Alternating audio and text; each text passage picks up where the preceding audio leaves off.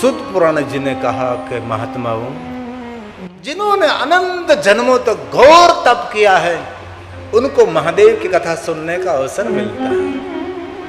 अनंत जन्मों का फल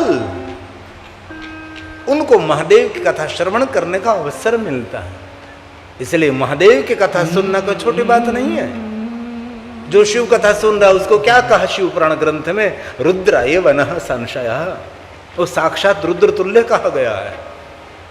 इसे आप सब कथा में बैठे हैं, एक जन्म का पुण्य नहीं, अनंत जन्मों का पुण्य है।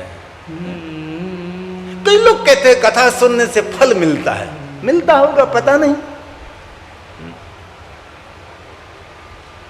बहुत लोग कहते हैं कथा सुनते हैं तो और फल भी मिलता है। इसमें भी कहा, ब्रह्मा ने भी कह दिया फलम वक्तो न शक्नोमि, कथा सुनने के जो फल मिलता है इस फल का वर्णन मैं स्वयं नहीं कर सकता। ब्रह्मा जी ने कहा तो मानना ही पड़ेगा कि फल मिलता है।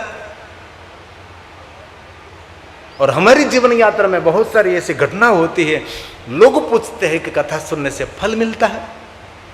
मैंने तो कभी फल नहीं देखा। आम्र फल देखा, नींबू का फल देखा, जाम फल देखा, सीताफल, बहुत सारे फल देखे, लेकिन कथा सुनने से फल मिलता है नहीं मिलता है ये मुझे पता नहीं। लेकिन जो कथा सुनता है ना उसका जीवन कभी निष्फल नहीं होता। ये भगवान की कथा की महिमा है। जीवन सार्थक होगा, जीवन निष्फल नहीं होगा। फल मिले न मिले क्या पता है? इसलिए अनंत जन्मों की घोर तपस्या का फल ये भगवान की कथा हम सुन रहे हैं। ये मैं नहीं कह रहा हूं, अनंत जन्म, अनंत जन्म अघोर तप किया जिन्होंने, अनंत जन्म। शिव के चरणों में किसको प्रीति लगती है पता है? हमारे कोई विद्वान आचार्य जब भगवान की महादेव की पूजा करने के लिए जजमान को बैठाते ना, विद्वान आचार्य हो तो जब शिव पूजा का प्रारंभ करते हैं तब उसको गिनती कराते हैं कि इतने जन्मों के पुण्य से ये मिलेगा आपको, इतने जन्मों ने सुकृत किया ये मिलेगा, ये मिलेगा, ये मिलेगा, ये मिलेगा। अब क्या कर रहे हैं आप? महादेव की पूजा।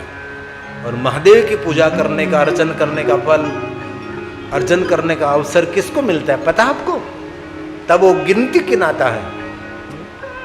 इतनी गिनती, इतनी गिनती, इतनी गिनती तो हम कर भी नहीं सकते। और इसीलिए कम शब्दों में वो कहते हैं, आसमान में जितने तारे सितारा देखते हैं ना आप तो क्या, हाँ, इतने जन्मों का पुण्य जब एकत्र होता है तब उनको महादेव के चरणों में प्रेम जगता है और महादेव की पूजा अर्चन करने का अवसर मिलता है। और स्वयं शिव ने कहा कि कोई मेरा भक्त है उनका दर्शन करो, वही मेरा दर्शन है।